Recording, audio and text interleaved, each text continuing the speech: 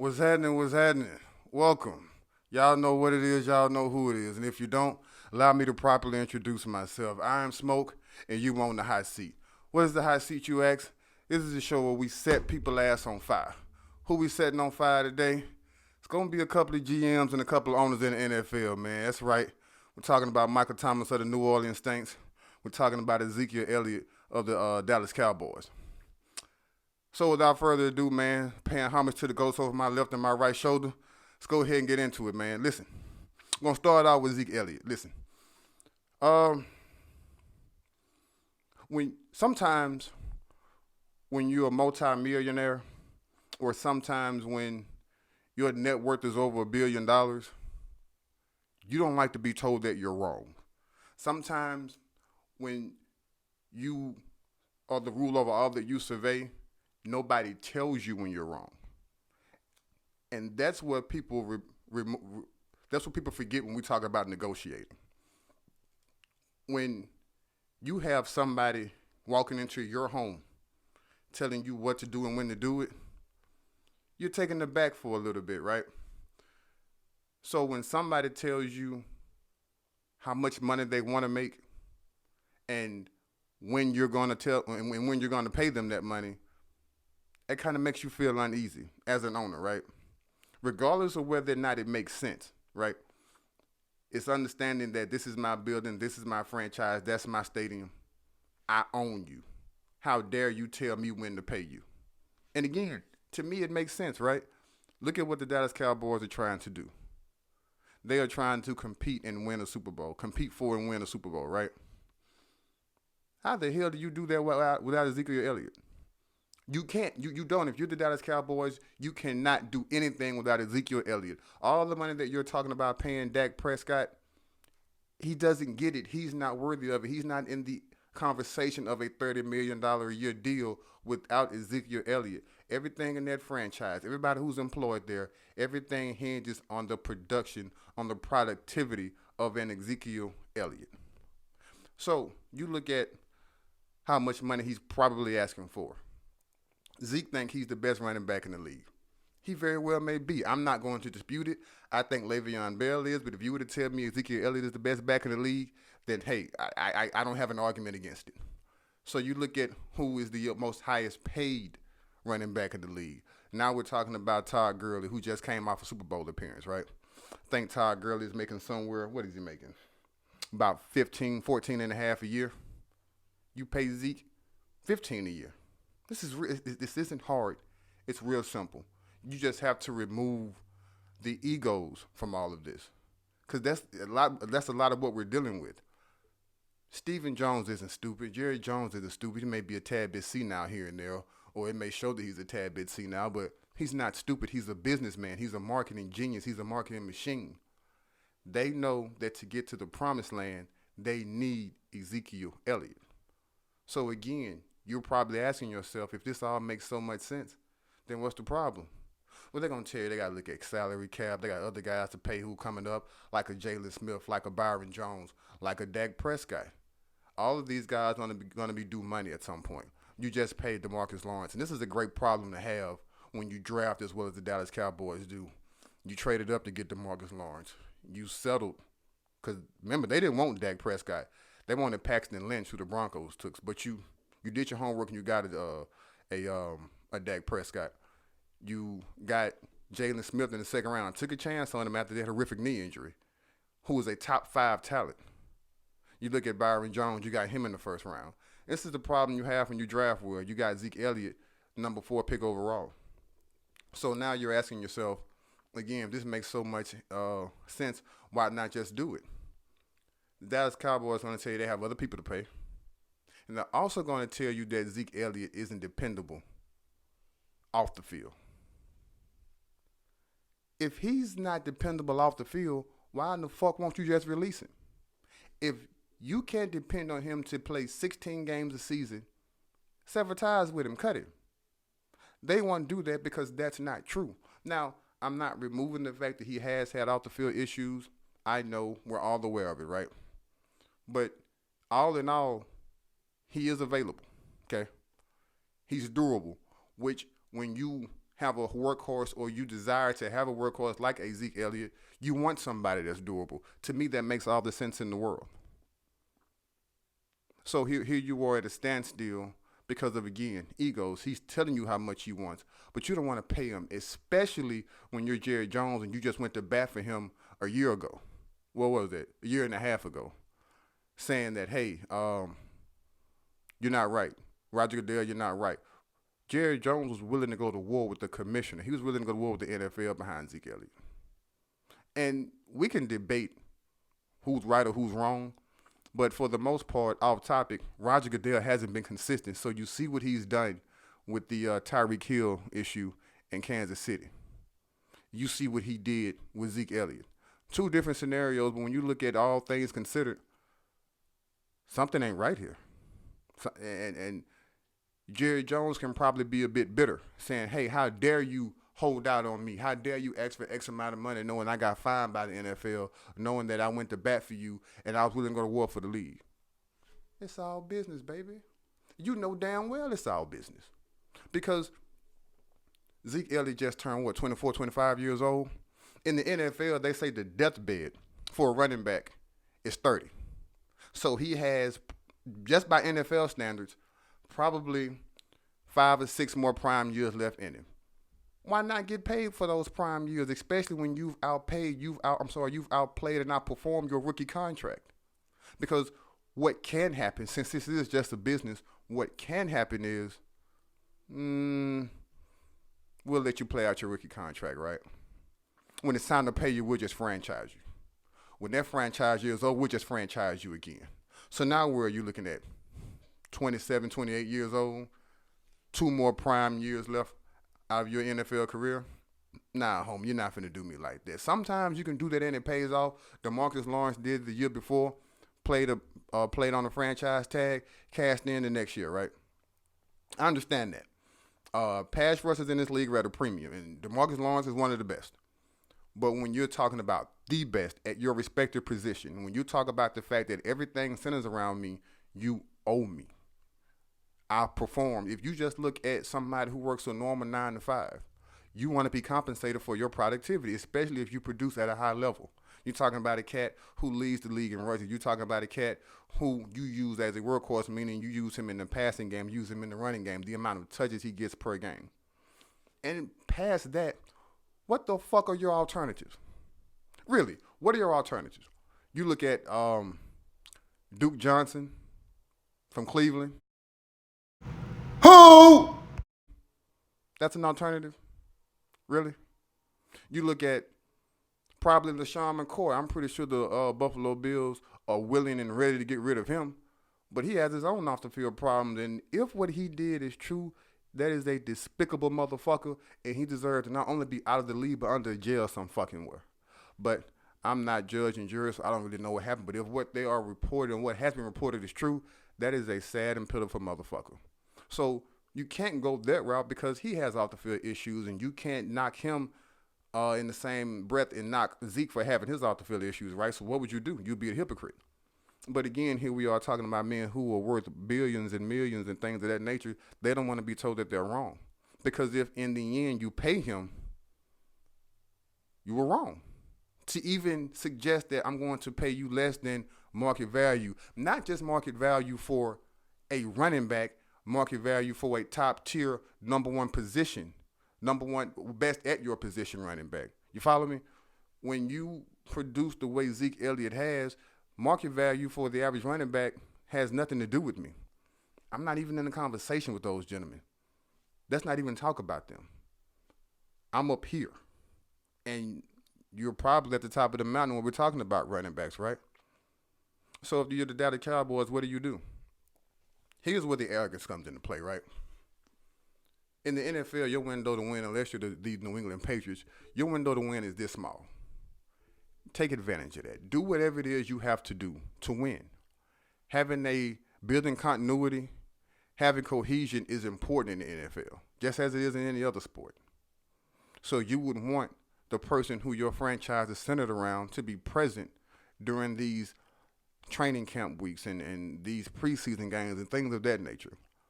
You want this team to be clicking on as many cylinders as they possibly can be going into an NFL season. It's a long season, man. We know that. But at no point do you want there to, because there's so much you already have to deal with as a football team, right? You have to deal with injuries. You have to deal with the media. You have to deal with practice. There's a lot of things that NFL players have to deal with that we don't see behind the scenes. So to get these people in here when they need to be in here should be at the top of your priority list if you're a GM or an owner, especially a head coach. We all remember what happened in 1993, right, with the Dallas Cowboys. Great year, by the way. Um, Came fresh off a Super Bowl season. Emmitt Smith held out all through training camp, held out the first 2 games of the season. They went 0-2. They lost to the Washington Redskins, I believe it was, opening night, and they lost to the Buffalo Bills the next weekend. If I remember correctly, Charles Haley stormed into the locker room after the defeat of the Buffalo Bills, threw a helmet at a wall, maybe punched the wall, put a hole in it, some shit like that. And he basically looked at Jerry Jones and told him, get Emmitt in here. We can't win without Emmitt, which is true. He re-signs Emmitt. They finished the season on a 12-2 run, finished the season 12-4. No team in NFL history at that point, I don't know if that's been done since then, but no team in NFL history has started out 0-2 and made it to the Super Bowl, let alone win it. They did. They repeated as champions because at the end of the day, Thurman Thomas was the highest paid running back in the league, where Emmitt looking at himself, I'm an MVP candidate. I led the league in rushing. We went to a Super Bowl. I'm better than Thurman Thomas. I hold more value to this franchise than Thurman Thomas. Pay me. And I think the number was like maybe $3.5 million, and Thurman had been paid $3.2 million or something like that. It wasn't just the dollar amount. It was the respect factor. Pay me. Let's show that you value me as a running back. Let's show that you value me as a player. I don't really want to hear that shit about the running back position has been, I guess, lessened, or the importance of it has been lessened over the years. Oh, it's a passing league and you can find talent in later rounds. That's bullshit. You can find talent in later rounds at every goddamn position. There has been, seldom have you found running backs who have been historically great in later rounds. I'm not saying it doesn't happen, because it does. But when you look at the guys who ruled the league as it relates just to running backs over the last 25 years, I'm talking about the best of the best. Those guys wasn't drafted in the 6th round. Adrian Peterson was drafted in the 1st round. LaDainian Tomlinson was drafted in the 1st round. Emmitt Smith was drafted in the 1st round. Barry Sanders was drafted in the 1st round. I can go on and on and on and on and on. I think Le'Veon Bell drafted in the 3rd round maybe. But outside of him, there aren't too many running backs that you can point to and say, hey, you know what? We found the diamond in the rough. I think Terrell Davis was drafted in the later round, maybe the 6th round out of Georgia or something to that effect. But listen, man, you drafted him 4th overall for a reason.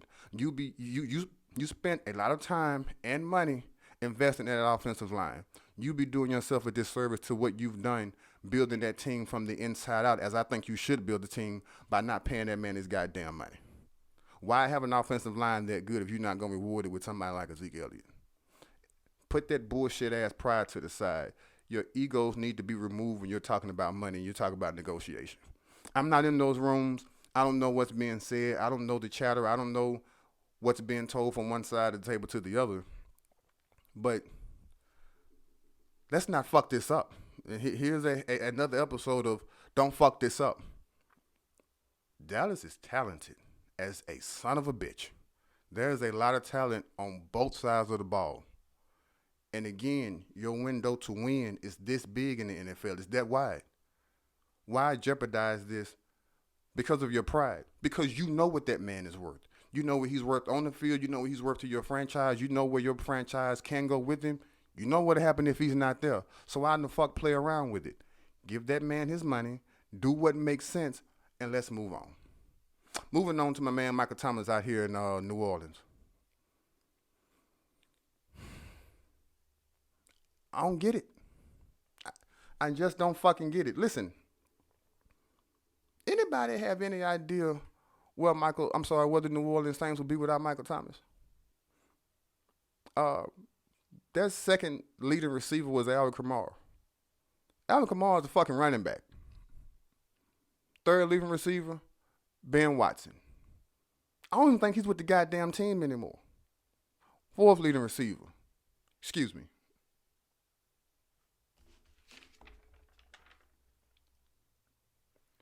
Traquan Smith, 28 receptions. Rookie wide receiver. That's what you playing with if you decide to not pay this man his money. And to Michael Thomas and to Ezekiel Elliott, hold out. Don't go. Keep all the leverage you have. The Saints, we're talking about out the window, this fucking small. Drew Brees ain't going to last forever.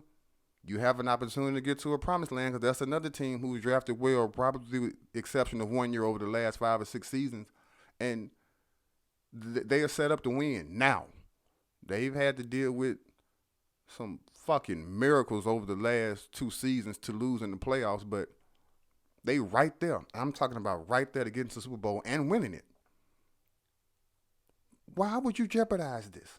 Like, it makes no fucking sense to me. Are you meaning to tell me that you're willing to go into the training camp with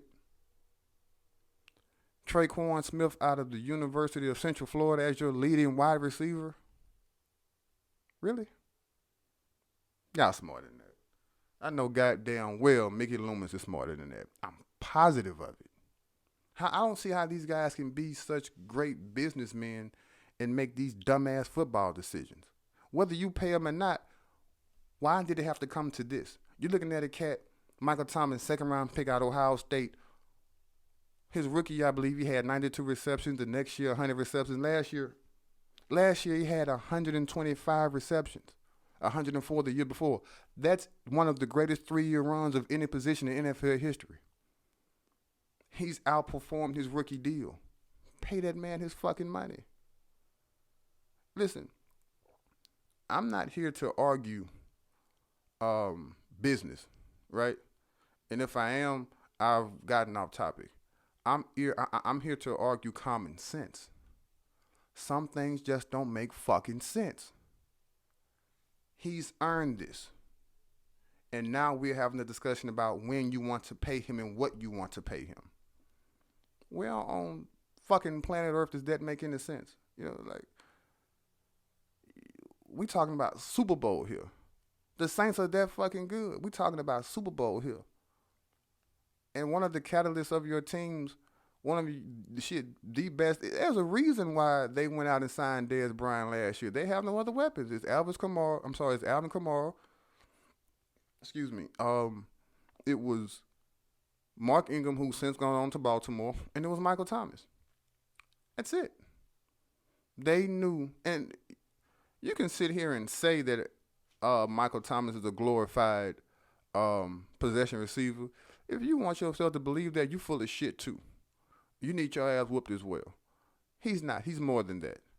You look at the fact that, again, they went out and signed Dez Bryant. They went out and signed Dez Bryant for a reason.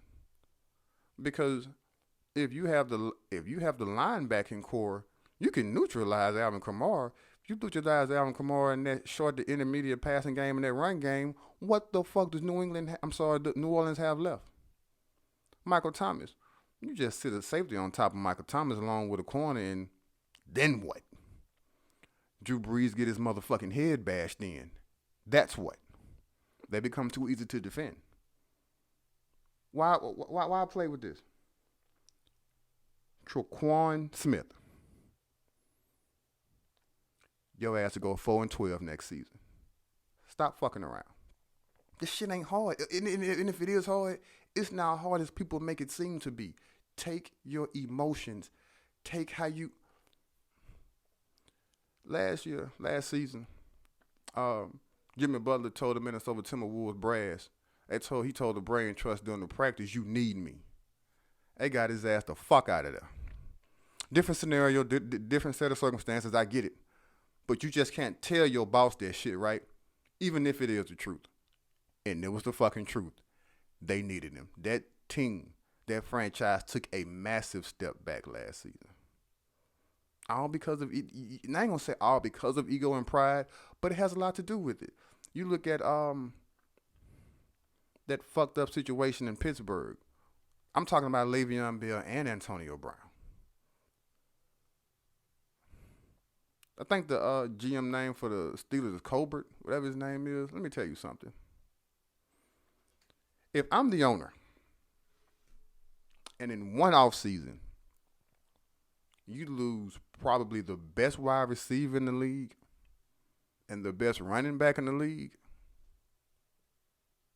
If I don't fire you, you're on the road to being fired. Let that shit sink in. First of all, how many teams do you know have had the best wide receiver in the league and arguably the best running back in the league on one team at the same time? I'll wait. Take all the fucking time you want. And if you do have an answer to that question, how many of those teams lost those players in the same fucking offseason? There's no excuse for that. No excuse.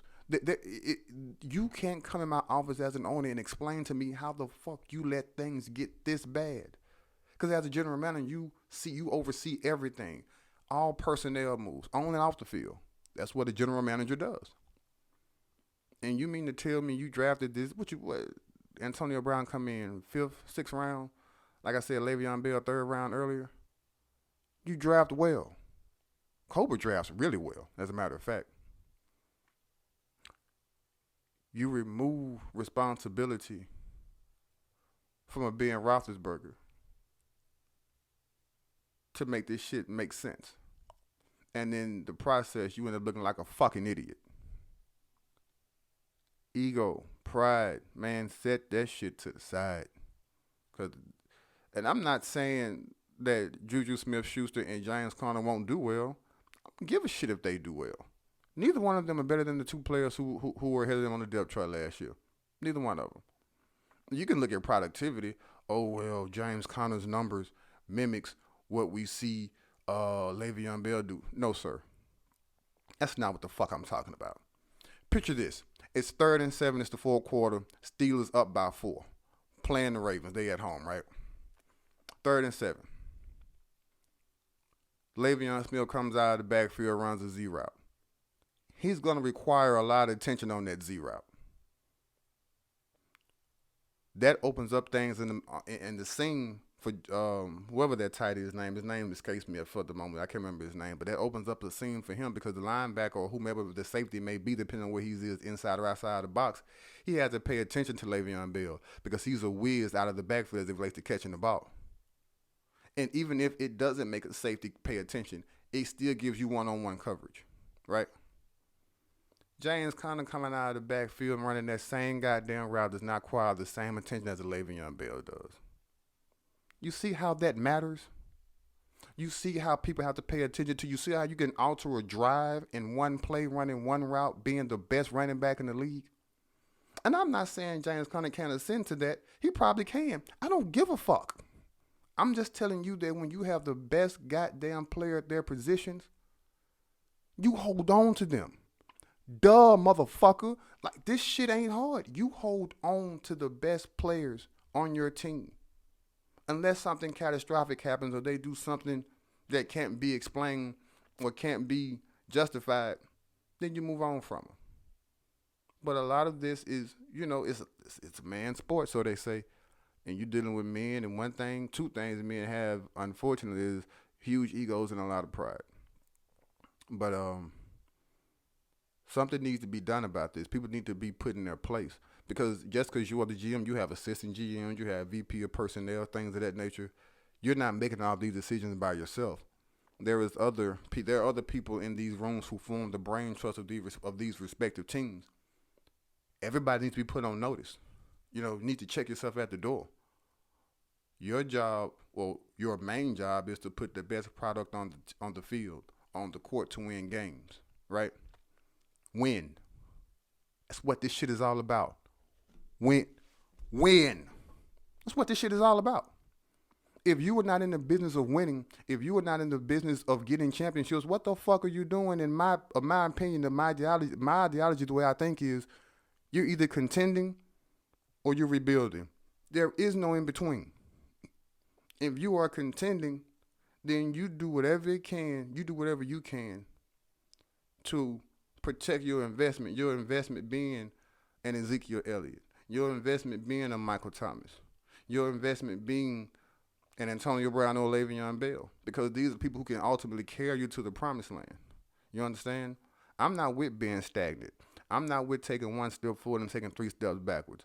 I'm not in the business of being neutral. I'm not in the business of waddling in mediocrity. That shit makes no sense to me. You're either rebuilding or you're contending. It's just that fucking simple. The moves you are making, and listen, we are talking about Super Bowl title contending teams. Not these middle of the pack motherfuckers who don't know where they're going. Not talking about those teams.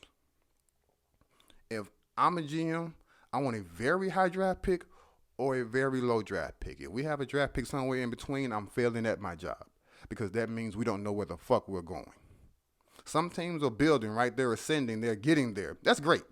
Like an Indianapolis Colts, they're getting there, right? They're making a lot of moves. They got a lot of good contracts over there.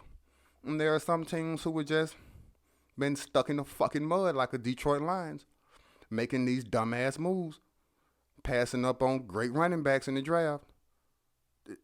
Don't get me started on that. But listen, man, I appreciate your time. Hit that like button. Hit that subscribe button.